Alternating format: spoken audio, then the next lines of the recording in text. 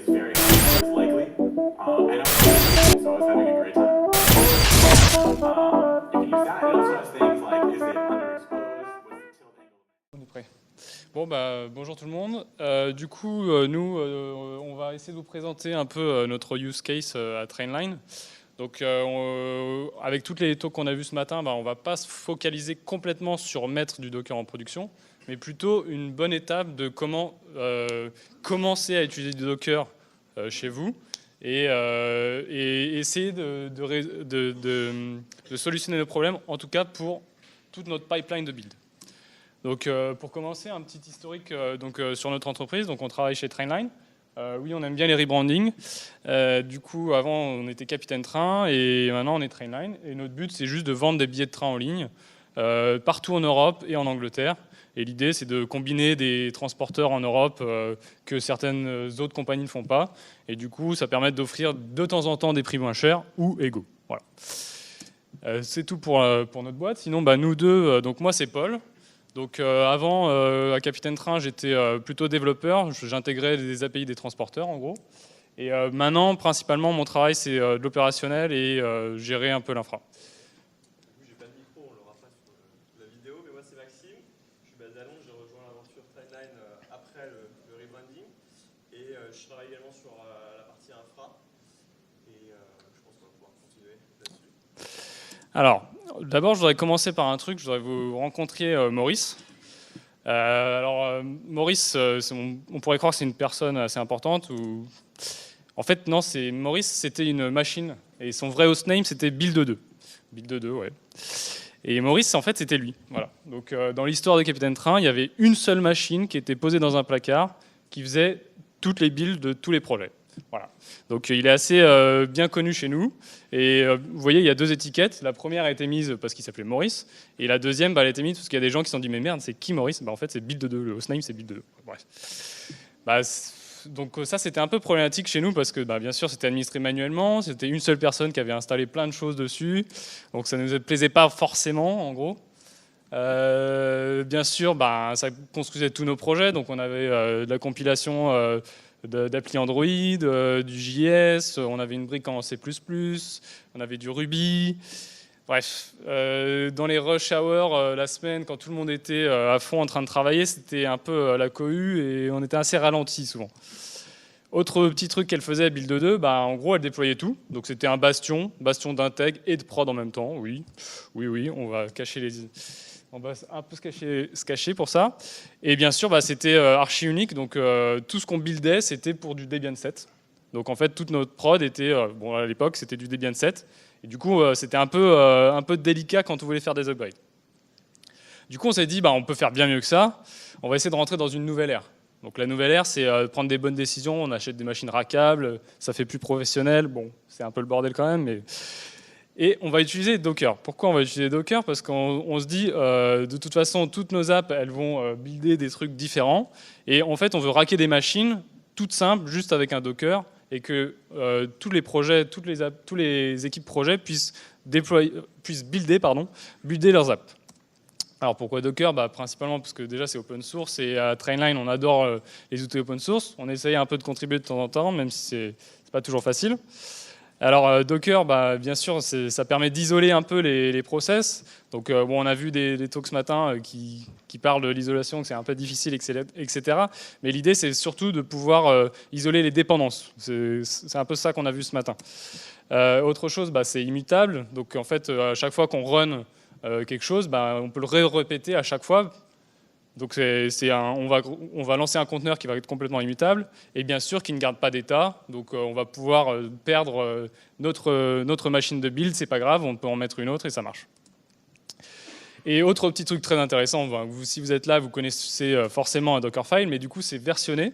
Donc ça permet de mettre dans chaque projet la configuration du système qu'on a besoin pour builder notre app. Donc ça donne un peu plus de contrôle aux devs pour qu'ils se rendent compte un peu de tout ce qu'il y a d'installé, toutes les dépendances. Donc on va prendre un exemple. Donc on a pas mal d'applis en Ruby chez nous. Donc on part d'un exemple assez simple, on prend une image de base qui est une image Ruby et on dit que c'est une image Ruby qui est basée sur Debian 8. Et Juste une petite parenthèse, bon, ça a été dit assez ce matin, mais faites attention aux images de base. Hein, on lance un binaire sur sa machine, donc prenez pas n'importe quel binaire. En général, regardez le hub Docker et les librairies officielles, ou alors buildez vos images from scratch, mais prenez pas des images n'importe où. Juste petite parenthèse. Bon, ensuite, en général, qu'est-ce qu'on fait? Donc, on installe notre dépendance système. Donc, mon application, elle a besoin de certaines dépendances système. Bon, autre petite parenthèse. En général, on essaye de nettoyer un peu les images Docker. Bon, il y a beaucoup de documentation et d'autres talks à propos de ça pour faire des images un peu moins grosses, donc de faire moins de couches. Donc, par exemple, toute l'installation système, on l'a fait en un seul run. Ensuite, qu'est-ce qu'on a besoin dans notre application? Des dépendances applicatives. Donc en Ruby, en Ruby, on a un fichier qui s'appelle le gemfile qui décrit tous les modules, enfin tous les dépendances applicatives de notre app. Donc on rajoute ça, on lance le bundle install qui installe tous les modules qu'on a besoin pour l'appli. Donc là maintenant, qu'est-ce qu'on a? On a les dépendances système, les dépendances applicatives. Et qu'est-ce qu'on fait ensuite? En gros, on décrit juste où va être notre app et qu'est-ce qu'on va lancer pour que ça tourne. Donc, petite parenthèse, vous voyez bien que là, on n'a pas rajouté tout le code de notre application. En gros, c'est vraiment juste notre dépendance système pour faire soit tourner, soit builder notre app. Donc, en gros, on va faire ça, un Dockerfile pour tous les projets, qui va être la dépendance système de tout ce qu'il faut faire pendant la build. Voilà. Ensuite, qu'est-ce qu'il faut pour orchestrer tout ça? Alors, Trainline, on utilise GitLab. Si vous ne connaissez pas, c'est similaire à GitHub. La seule différence, c'est que c'est une boîte qui fournit un projet qui s'appelle GitLab, qui est open source, donc vous pouvez le faire tourner chez vous. Donc, encore une fois, c'est un projet open source, donc ça nous fait plaisir. En gros, ça ressemble à ça. C'est très similaire à GitHub. Hein. Vous avez vos repository Git et vous avez un issue tracker, enfin plein de choses intéressantes. Autre petite particularité, GitLab offre un Docker Registry intégré directement. Donc en fait, il suffit de le configurer pour qu'il offre un Docker Registry. Et donc on va pouvoir publier des images dessus qui sera proche du code du coup. Donc là, l'idée, c'est de publier des images pour la build et pas pour la prod, hein, je dis, qui sera proche du code. Donc on aura le code et les images de build. Ensuite, autre truc que GitLab fournit, ça s'appelle des GitLab CI. Donc en gros, c'est des petits runners qu'on peut installer sur des machines et on peut décrire quelle est la build à faire pour nos projets. Encore une fois, c'est un autre outil open source. Quel est l'intérêt de GitLab CI? C'est que c'est déclaratif et la syntaxe est assez connue, c'est du YAML, donc tout le monde a déjà fait du YAML. C'est complètement intégré, donc dans notre UI, dans GitLab, on a, comme sur GitHub bien sûr, les notifications par pull request, les pipelines, etc. Donc c'est plutôt chouette. Et autre truc comme Docker, c'est versionné dans notre projet. Donc chaque projet a sa définition de pipeline dans son projet. Donc encore une fois, ça déplace un peu la responsabilité qui était peut-être autrefois quelqu'un qui administrait un Jenkins et qui faisait les configurations, et du coup et donc là ça donne la configuration de notre pipeline au projet. C'est le même style que Travis ou Concourse si vous utilisez ça dans l'open source sur GitHub. Alors un petit exemple. Donc la première chose en général, tous ces exemples c'est drop-in, si vous voulez les utiliser vous pouvez. Donc la première chose à faire c'est de décrire toutes les étapes de notre pipeline. Donc toutes les étapes vont être séquentielles. Donc en gros, on fait de la build, de la compilation, des tests, on package et puis on déploie. En général, pour des applications web, c'est ce qu'on fait. Alors là, on va commencer par la partie build, puisque c'est important, c'est qu'on va builder notre conteneur Docker. Donc petite chose, on va décrire des variables. Donc ça va être des variables qui vont être disponibles pour plus tard.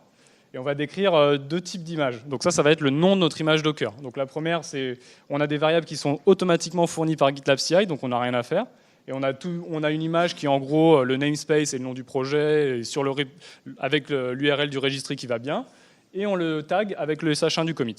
On fournit aussi en général une autre image, donc Laurent a dit que c'était pas bien de faire du latest, on est d'accord, mais quand on a des interdépendances et qu'on veut qu'un autre projet veut utiliser typiquement une image de déploiement qui est fournie par l'équipe Ops, on peut leur dire récupérez juste la latest, vous inquiétez pas, ça marchera. Ensuite, donc là, on va décrire le premier job. Donc le premier job de notre CI, de notre pipeline, c'est un nom, on l'a appelé build Docker. Ça, c'est complètement arbitraire, vous pouvez l'appeler comme vous voulez. Et on dit qu'il est dans l'étape de build, donc il est dans la première étape de la pipeline. Ensuite, qu'est-ce qu'il faut dire pour définir un job? En gros, on définit une image. Donc, ce que ça veut dire, c'est que ça va tourner dans un conteneur Docker. Donc, dans un conteneur Docker, on va tourner. Donc là, on n'a pas de registry. Donc, en fait, on va tourner depuis le Docker Hub. Donc, le Docker Hub officiel, on va prendre l'image Docker du Docker Hub et on va faire tourner du Docker in Docker. Donc, pourquoi on fait ça? C'est parce qu'en fait, on veut être vraiment indépendant des runners. Et donc, en fait, sur le runner, on n'aura qu'un Docker et on peut même pouvoir builder nos images Docker dans Docker. C'est un peu Inception, mais c'est plutôt sympa. Et le petit truc, le tags, c'est juste pour pouvoir limiter sur quelle machine on va tourner. C'est-à-dire qu'on va avoir des machines qui vont être privilégiées. Donc là, bien évidemment, on va monter la socket comme on a dit tout à l'heure, la socket de Docker sur ces machines-là. Donc ces machines-là vont avoir, entre guillemets, un problème de sécurité. Et ensuite, on définit le script de notre job, qui en gros, là, on se login sur le registry. La petite tambouille de pull plus build pour récupérer les dernières images et builder from le cache, donc pour que ça soit plus rapide. Et ensuite, on pousse l'image sur notre registry. Donc, avec tout ça, on a défini le job qui va builder notre image pour notre projet. Et donc, chaque projet aura ça. Donc, en gros, c'est un peu embêtant parce qu'on copie ça dans tous les projets, mais c'est plutôt utile parce que du coup, on va pouvoir faire des modifications si jamais on a besoin, étape par étape, et on va pouvoir migrer chaque projet doucement, etc. Ensuite, qu'est-ce qu'on a besoin dans notre définition de pipeline? Donc maintenant qu'on a buildé notre image pour notre projet, eh ben, on va pouvoir dire tous les prochains jobs, ils vont tourner dans une seule image, qui est l'image qu'on a buildée. Donc en fait, tous les prochains jobs, ils vont tourner dans un conteneur avec notre image. Donc par exemple, un premier job, on l'appelle test, qui est dans l'étape d'après, donc on n'est plus dans le build, donc dans l'étape test, et le script à faire, c'est make test.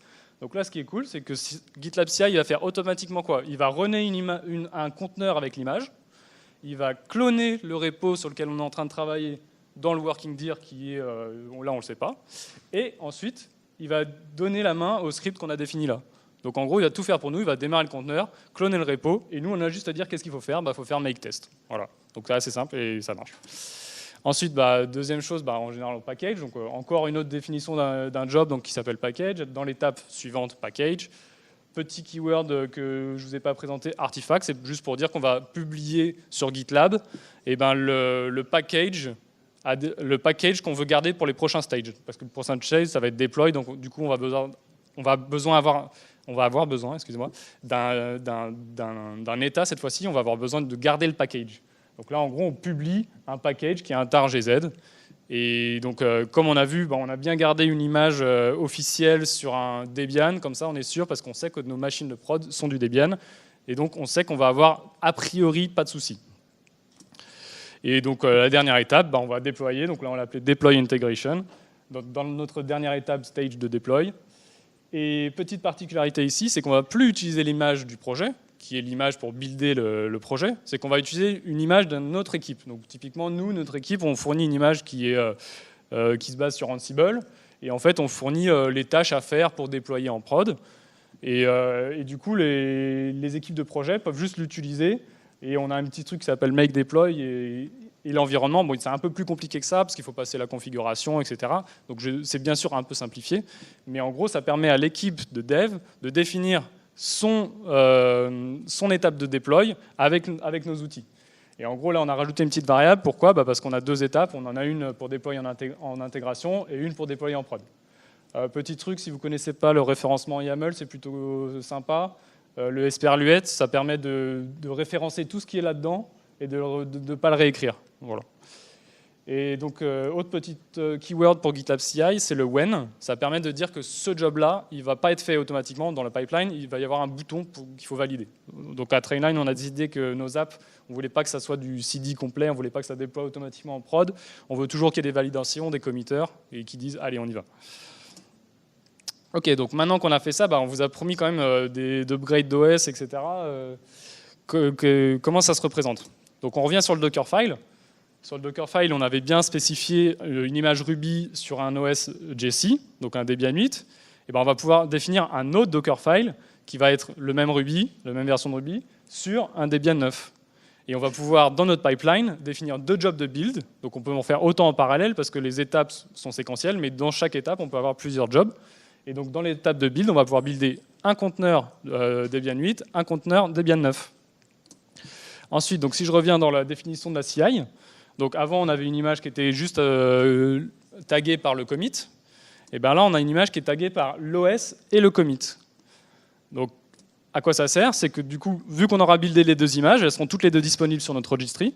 Et du coup, quand on définit notre job, on va spécifier quel OS on veut juste en écrasant la variable OS. Du coup, ça va utiliser l'image Docker du bon OS. Du coup, on va pouvoir définir les tests sur Debian 8 et des tests, on fait retourner les tests sur Debian 8 et les tests sur Debian 9. Donc c'est plutôt cool, et juste en écrivant ça. Donc ça, c'est plutôt sympa. Et pareil donc pour le package, on va pouvoir packager les deux versions. Donc on va faire exactement la même chose. Notre job de package de tout à l'heure, c'est le même, sauf qu'on a rajouté la variable d'OS et on redéfinit un autre job pour notre autre OS, juste en écrasant la variable OS. On va avoir deux paquets différents publiés sur nos artefacts sur GitLab. Et encore une fois, pareil, donc là par exemple, on a déployé en intègre, on a migré nos machines d'intègre sur Debian 9, mais pas en prod. Bon, c'est pas tout à fait ça, mais en gros, on peut définir autant de jobs qu'on veut avec différentes images Docker. Voilà. Donc visuellement, à quoi ça ressemble? En gros, dans la UI de GitLab, on va avoir un pipeline, donc à peu près comme ça. Et on va avoir tous les jobs qui sont... Donc les étapes séquentiellement, c'est comme ça. Et les parallèles, donc ça, c'est tout ce qui est exécuté en parallèle. Et le petit bouton du when en production, ça ressemble à ça. Ça permet de valider avant de mettre en prod. Donc ça, c'était vraiment la partie applicative. C'était vraiment la partie nos projets. Elles ont toutes des dépendances et elles ont toutes une façon de builder qui sont différentes. Et on veut que toutes les équipes soient responsables de ça. Et maintenant, ça va être comment on fait tourner ça derrière avec toutes les machines. Et Maxime va nous en parler. Merci Paul. Et rebonjour à tous. Donc effectivement, jusqu'à présent, Paul a pu vous montrer comment on construisait nos conteneurs, mais comment on a dû réorganiser nos pipelines pour prendre en compte ces modifications. Moi maintenant, ce que je vais vous expliquer, c'est comment ça fonctionne derrière, parce que même si on a désormais des images qu'on peut considérer plus ou moins immutables et stateless, derrière, il y a quand même des machines qui doivent les faire tourner. Il y a également d'autres enjeux en termes de sécurité que Paul a commencé à évoquer. Donc je vais vous expliquer notre idée derrière tout ça. Donc, comme Paul le disait, on a choisi d'utiliser GitLab CI, on aurait pu utiliser autre chose, mais l'intérêt, c'était que c'était vraiment très intégré à GitLab, d'une part. Et le deuxième intérêt, c'était que derrière ça, en fait, le binaire qui est utilisé par GitLab CI, c'est écrit en Go. Et l'intérêt, c'est que du coup, on peut l'utiliser sur différents types d'OS. Donc, nous, ce qui nous a plus particulièrement intéressé jusqu'à présent, on avait un historique plutôt Linux, donc c'était surtout un kernel Linux la capacité d'utiliser ça sur Linux qui nous intéressait. On a également d'autres pipelines qui, elles, qui ne tournent toujours pas dans des conteneurs, mais notamment pour l'équipe iOS qui utilise des GitLab Runners qui tournent sur Mac OS X. Également certaines équipes qui font du Windows. Personne n'est parfait, sans vouloir troller. Et voilà, on package également du chocolatier, là toujours pas dans des conteneurs, mais également en utilisant GitLab CI. Donc l'intérêt, c'est que nous, ça nous fait un outil unique à manager. Et par rapport à ce projet de migration, ce qui nous a plus particulièrement intéressé, du coup, c'est de pouvoir utiliser, donc, comme je vous disais, le kernel Linux avec le driver Docker qui est out of the box depuis GitLab CI. Donc, comme on vous le disait, l'intérêt, c'est que c'est très portable. Nous, ce qu'on voulait vraiment éviter, c'était de se retrouver dans cette même situation que ce qu'on avait avec ce fameux Maurice, Build 2, qui avait été installé un peu à la hussarde avec tout un tas de dépendances très difficilement manageables. Nous, ce qu'on voulait, c'était être en mesure de pouvoir installer nos machines qui gèrent nos pipelines de CI de manière très simple et efficace. Donc pour ça, c'est vrai que l'intérêt d'utiliser Docker, d'intégrer Docker à travers cela, c'est qu'on réduit considérablement le nombre de dépendances système qu'on a à configurer, à orchestrer sur l'ensemble de nos machines de CI, étant donné que là, tout ce qu'on va avoir besoin, c'est une machine qui a un OS Linux, un kernel Linux d'installer, avec une version de Docker qui nous convient, et l'agent GitLab Runner qui va permettre d'enregistrer cette machine à travers GitLab et de dire à GitLab, voilà, je suis disponible, si tu as des jobs à me... je suis disponible pour exécuter des jobs. L'avantage, donc, comme je disais, c'est que c'est très facilement configurable et maintenable. Nous, pour configurer tout ça, on utilise Puppet. En quelques lignes, voilà à quoi ça ressemble. Comme vous pouvez voir, c'est relativement trivial. On utilise, c'est très représentatif de ce que je viens de vous dire. On installe Docker, on installe l'agent GitLab CI, et au niveau de la configuration, bon, j'ai un peu tronqué pour le purpose des slides, mais tout ce qu'on a à lui dire, c'est voilà, utilise l'exécuteur Docker, et ton image par défaut, ce sera celle-ci. Alors effectivement, on utilise Latest, mais c'est pas vraiment relevant, étant donné que ça va être la version de Docker qui est installée sur le kernel qui va être primordiale. Ensuite, on a parlé effectivement qu'on souhaitait éviter à tout prix de faire tourner des choses en natif sur les machines. Donc on a un certain parc de machines par équipe projet, si on voulait vraiment améliorer la sécurité, afin d'améliorer la sécurité, sur lesquels effectivement on monte la socket Docker pour permettre au pipeline de build de pouvoir fonctionner correctement. Et pouvoir faire du Docker in Docker. Exactement. Alors après, ce qu'on s'est dit, c'est ok, c'est super, donc on a racké des machines, mais en attendant, nous, la société grandit, les besoins également, on a des nouvelles équipes projets, des nouvelles pipelines qui sont en croissance jour après jour. Et du coup, en parallèle de ça, notre plateforme de production était en train d'être migrée sur Amazon. Donc on s'est dit, on n'a pas vraiment de plus-value à racker des machines à longueur de journée. Du coup, on va essayer de faire tourner nos pipelines de CI sur Amazon. Étant donné que maintenant ça tourne dans des conteneurs, on devrait ne pas avoir de problème. Donc c'est ce qu'on s'est mis en tête, d'utiliser AWS pour ça. Alors pour configurer nos machines, on est parti d'une idée très simple. On utilisait Terraform pour manager nos plateformes nos machines de production. Donc pour ceux qui ne connaissent pas Terraform, vous êtes peut-être plus familier avec Vagrant. Donc c'est un outil qui est développé par HashiCorp. C'est open source également, donc ça on aime. Et l'intérêt de Terraform, c'est que vous pouvez définir votre infrastructure as code. C'est vraiment une couche d'abstraction qui va traduire en fait toute la définition de votre infrastructure sous forme de ressources et qui va en fait faire les requêtes API pour vous, quel que soit votre cloud provider. Donc l'intérêt, c'est que vous n'êtes pas enfermé avec Amazon. Vous pouvez utiliser n'importe quel type de cloud provider et votre code restera sensiblement identique pour gérer votre infra. Alors, on a commencé très simple. On a défini une ressource donc c'est la syntaxe pour déployer des ressources sur Amazon. On a défini le nombre d'instances qu'on souhaitait avec l'image qui nous paraissait, qu'on avait envie, et le modèle d'instance qu'on a jugé sympa, qu'on a jugé intéressant en termes de dimensionnement. Donc c'est génial. On tourne sur Amazon, on a des conteneurs, tout le monde est content, bon ou pas. Ça ne s'est pas fait non plus comme ça. Il y a eu certaines choses qu'on n'avait pas forcément prises en considération, mais du coup qu'on a jugé utile de vous exposer aujourd'hui, étant donné que c'est vraiment des choses qui nous ont permis d'avancer et qui, à notre sens, sont assez intéressantes d'avoir en tête. Premier souci qu'on a pu rencontrer, jusqu'à présent, on avait une machine qui faisait tourner l'ensemble de nos pipelines sur lesquels il y avait toutes les librairies du monde installées. Donc les gens ne se posaient pas forcément la question. Et au moment où on passe dans des conteneurs, c'est là finalement qu'on se rend compte que, ah oui, tiens, cette librairie Ruby qui tourne depuis 2 ans sur cette machine-là, finalement, elle a besoin d'une libc particulière ou d'une autre librairie dont personne n'avait l'idée.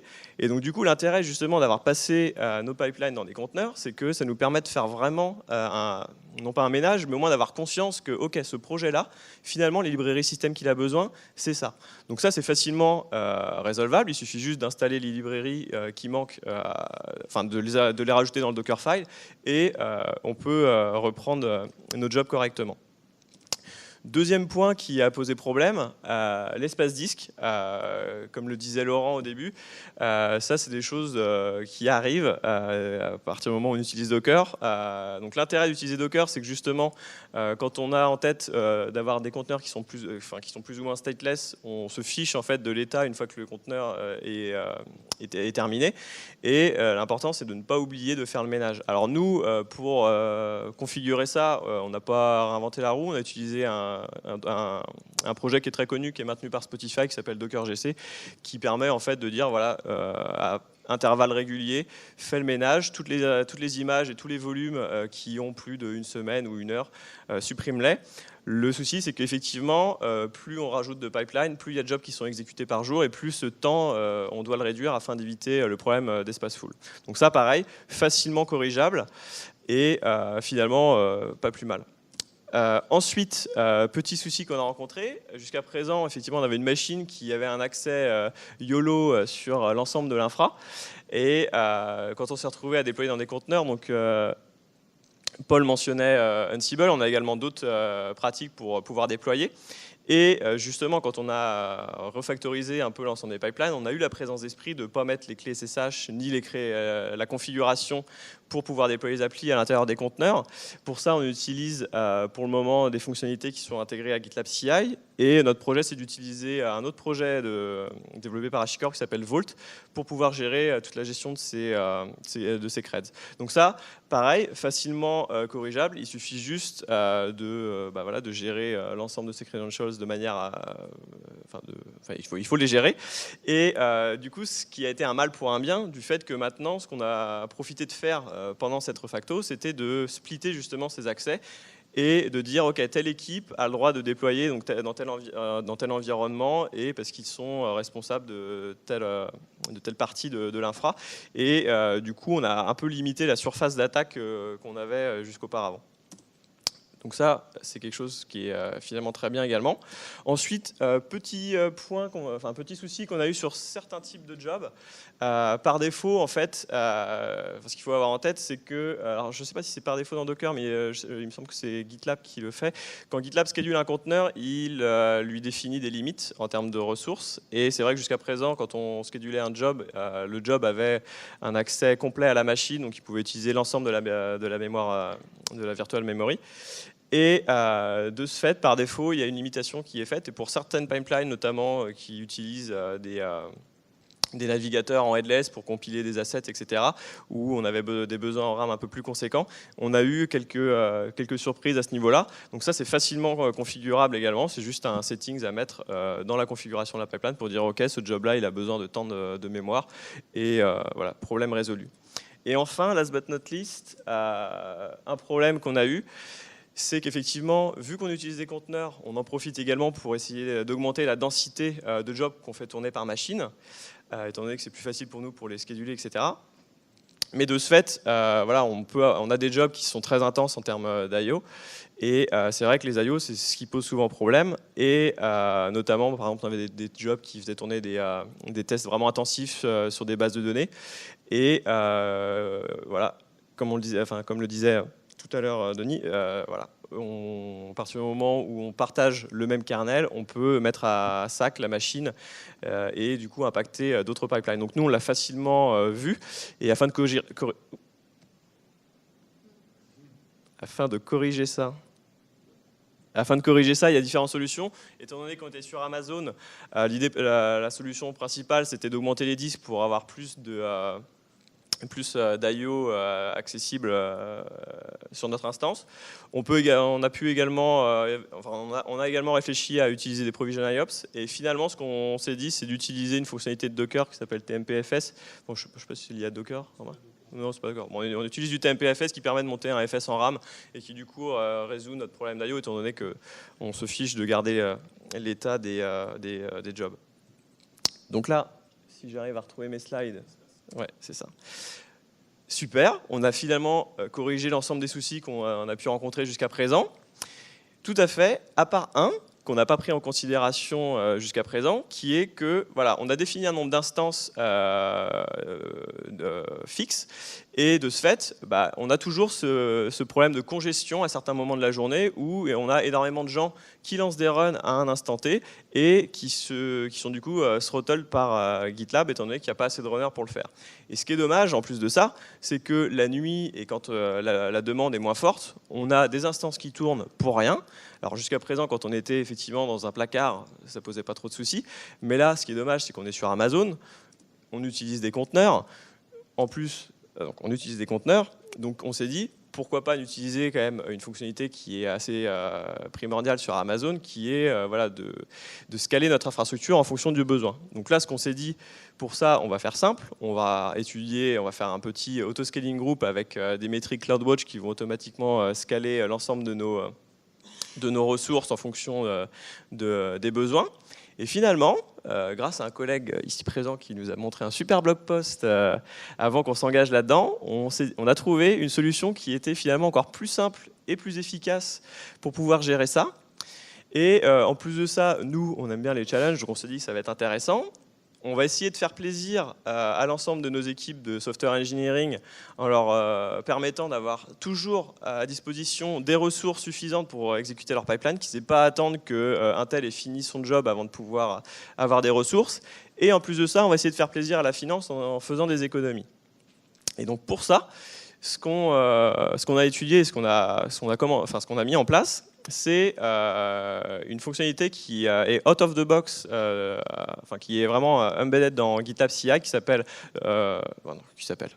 embedded dans GitLab CI et qui permet en fait d'utiliser Docker Machine pour pouvoir générer les instances, nos instances.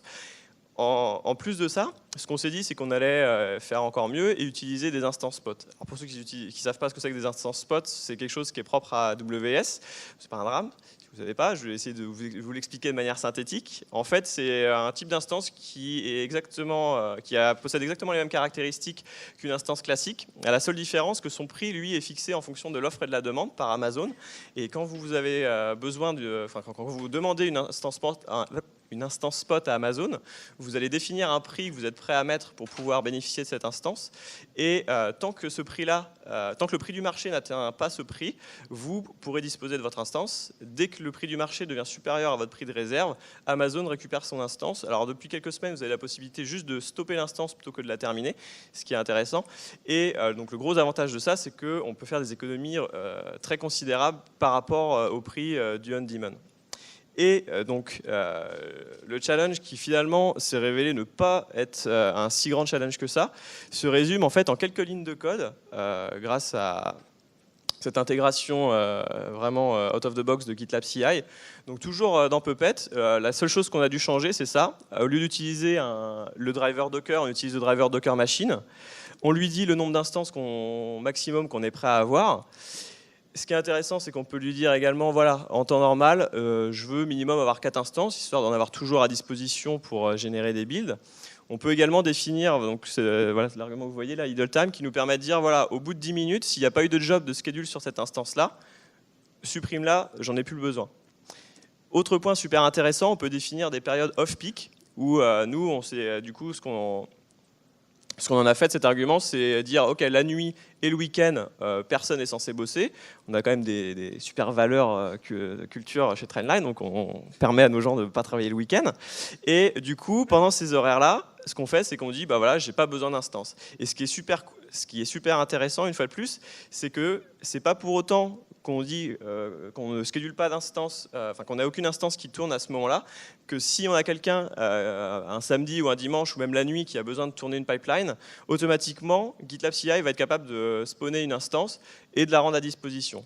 Alors nous, ce qu'on a choisi en termes d'image pour ça, on utilise Rancher OS. On a étudié différentes distribs pour pouvoir faire ça et on est arrivé à la conclusion que Rancher OS ce qui était le plus adapté à notre besoin, étant donné que là aujourd'hui, à partir du moment où quelqu'un va soumettre un job dans la CI et au moment où il va être pick-up, si on n'a aucune instance de disponible à cet instant T, le temps que GitLab CI fasse la query à Docker Machine, que Docker Machine schedule le spot instance, qu'Amazon nous alloue une instance et que l'instance soit bootée avec Docker et que Docker pick-up, il nous faut à peu près 45 secondes. Donc au final, pour le développeur qui lance sa pipeline à minuit, c'est complètement transparent pour lui, il attend juste 45 secondes que l'instance soit up, l'instance ou les instances si c'est une pipeline un peu plus complexe. Et c'est complètement transparent. Et nous, on n'a pas besoin de faire quoi que ce soit.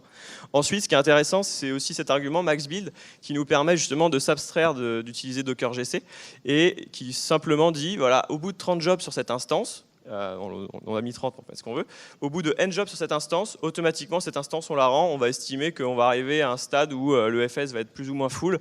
Et du coup, comme ça, on l'enlève. Automatiquement, on a une autre qui spawn avec un FS vide et on ne se préoccupe pas de faire le ménage. Enfin, vu que c'est Docker Machine, ce qui est une fois de plus super cool, c'est que nous, on a utilisé le driver EC2 de Docker Machine, mais vous pouvez utiliser n'importe quoi d'autre, typiquement DigitalOcean, GCP, VirtualBox, ce que vous avez sous la main, ou même du VMware si vous avez un cluster VMware en interne. C'est pas obligé de tourner sur Amazon. Et donc tout ça, qu'est-ce que ça nous donne?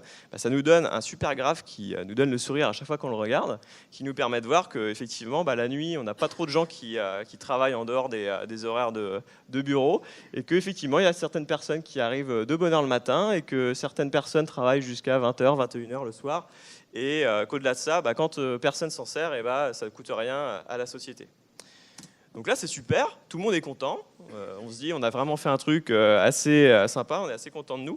Mis à part quand même un petit drawback qui est que Docker Machine à la base, c'est pas un scheduler, c'est quelque chose qui est fait pour gérer des flottes de machines Docker. Ça spawn une instance et après ça part à Docker à travers l'API de Docker.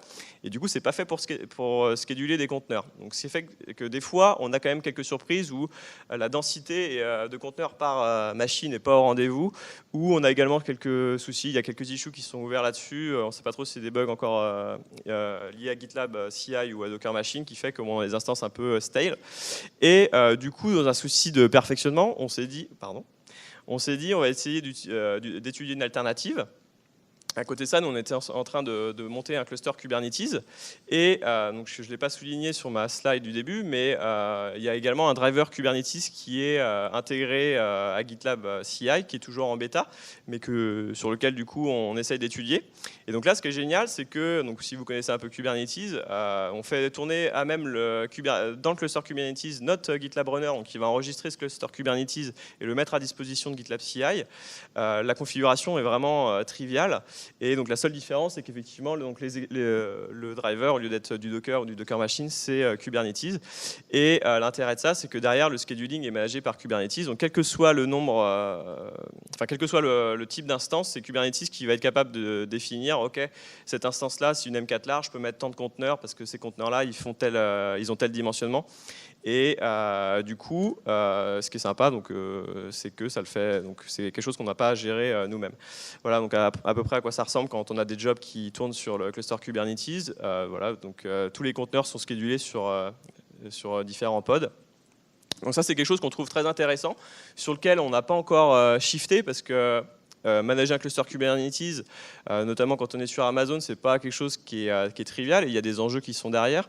Et c'est quelque chose qu'on souhaite vraiment approfondir avant de pouvoir passer l'ensemble de nos pipelines dessus, afin d'éviter justement de retomber dans ces surprises qu'on a déjà vécues auparavant lorsqu'on a migré sur Docker. Donc une fois qu'on aura des clusters sur lesquels on a acquis de l'expérience et qui sont éprouvés, je pense qu'effectivement on pourra étudier de déplacer nos pipelines de CI sur Kubernetes.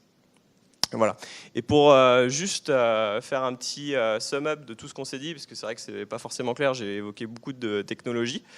Donc voici juste un petit schéma qui rassemble en fait l'ensemble des points que je vous ai évoqués. Donc sur la gauche, vous pouvez voir ce qu'il y avait auparavant, donc Build 2 qui tournait sur une Debian avec juste le GitLab Runner d'installer dessus.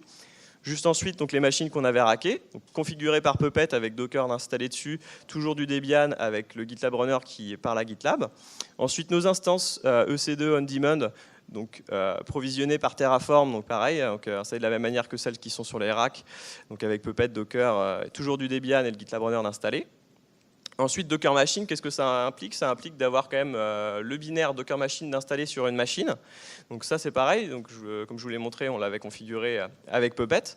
Et cette machine-là, du coup, provisionne des instances EC2 Spot qui, elles, du coup, n'ont pas de Puppet d'installer ni de GitLab Runner dessus, juste du pur Rancher OS avec donc Docker d'installer dessus. Et pour Kubernetes, donc, ce qu'on fait, c'est qu'on fait tourner directement le runner de CI sur le cluster Kubernetes. Et nos Kubernetes, en l'occurrence, c'était du Spot également, qui tournent sur Rancher et donc qui ont Docker installé dessus. Voilà. Si vous avez des questions, n'hésitez pas. Sinon, de toute façon, on sera là tout l'après-midi. Oui.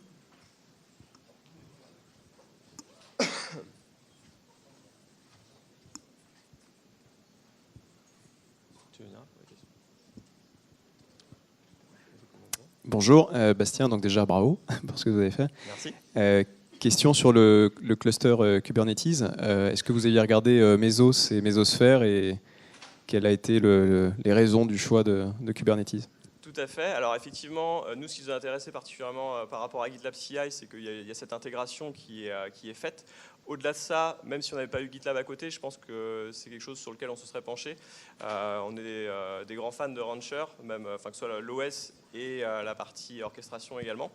Mais c'est vrai que la tendance qu'on a suivie à l'heure actuelle, c'est quand même il y a de plus en plus de gens qui adoptent Kubernetes.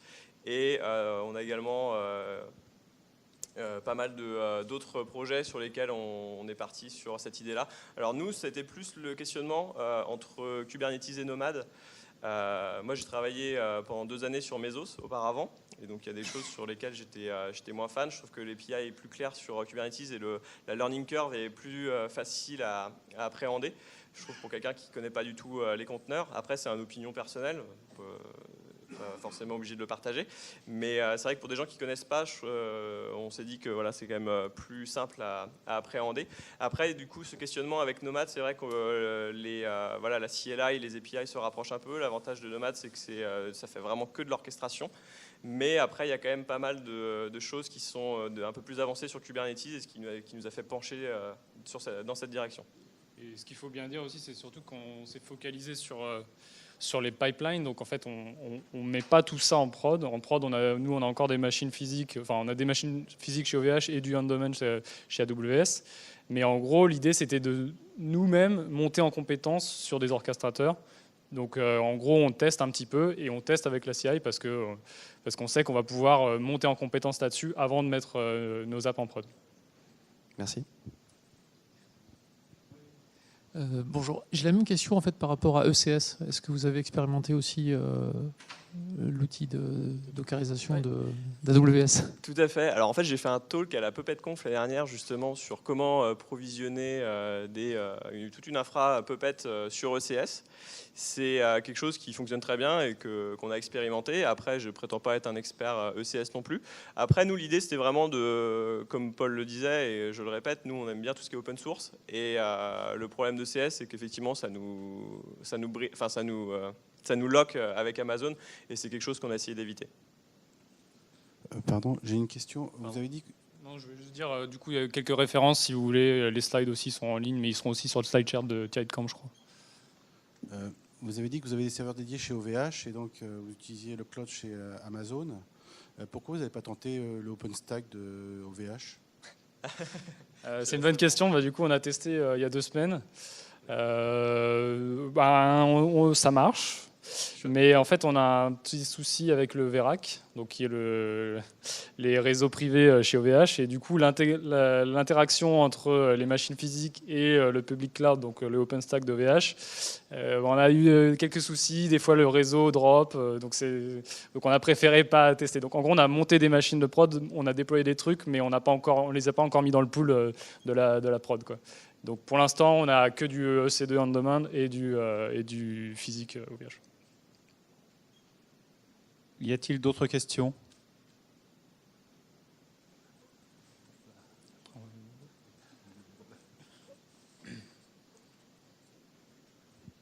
Oui, bonjour. En fait, je voulais savoir combien de temps ça avait pris pour mettre tout ça en place. C'est une bonne question. C'est difficile à juger parce qu'on va dire que... Enfin, ça a mis un bon bout de temps, on va dire. Comme Maxime l'a montré, il y a plein de choses qui sont remontées en fait, mais des bonnes choses. Ça nous a permis de nettoyer beaucoup de choses, donc les dépendances. Ça nous a permis de se rendre compte qu'on n'avait pas du tout de politique de sécurité, de plein de choses. En fait, tout ça, ça nous a permis d'améliorer les choses. Donc ça a pris du temps. Et bien sûr, donc notre cœur de métier à Trainline, c'est de vendre des billets de train. Et donc, c'est pas forcément de faire ça. Donc, on n'est pas énormément. Donc, par exemple, dans l'équipe infra Trainline, on est 5. Donc, c'est pas énorme. Donc, clairement, on a dû mettre, je dirais un an pour avoir les spots instances et toutes les apps bien configurées, toutes les apps avec leur Dockerfile, leur pipeline, au bout d'un an. Et maintenant, là, depuis, 2-3 semaines, on a tous nos spots instances et donc on est super content à chaque fois de regarder que ça tourne la journée et que la nuit s'est éteint. Et voilà. Attends, je vais juste rajouter un truc. Après, effectivement, comme disait Paul, il y a eu tout un travail de fond pour faire le ménage. Et par contre, ce qui est super intéressant, c'est de voir que jusqu'à présent, pour aller de là où on était vers cette étape d'avoir tous nos pipelines qui tournent sur du EC2 on demand, ça a pris du temps. Par contre, pour shifter du EC2 on demand sur du spot, ça c'était une journée ou deux. Voilà, c'est ça. Et pareil, pour faire tourner ça sur Kubernetes, après c'est très rapide, ça prend peut-être une demi-journée à tester. Alors après, ça c'est vraiment pour avoir quelque chose de fonctionnel de base, vérifier que tout fonctionne avec un ensemble de tests plus poussés. Ça nous prendrait certainement plus de temps, mais pour avoir quelque chose de fonctionnel et sans trop de surprises, effectivement, ce qui est génial, c'est qu'une fois que tout est mis en place, ça va très vite. Ouais, le gros du boulot, c'était bien la gestion de la configuration, la gestion des accès et la définition pour chaque projet, quoi. Ce qui est intéressant, c'est de se dire que voilà, si demain on décide de partir d'Amazon, voilà, il suffit juste de scheduler des instances ailleurs et on sait que potentiellement ça va bien se faire et qu'on n'aura pas trop de surprises. Ou chez OVH Cloud. Hein, Y a-t-il d'autres questions? Non, c'est bon. Bon, bah, merci beaucoup. Voilà, je vous remercie.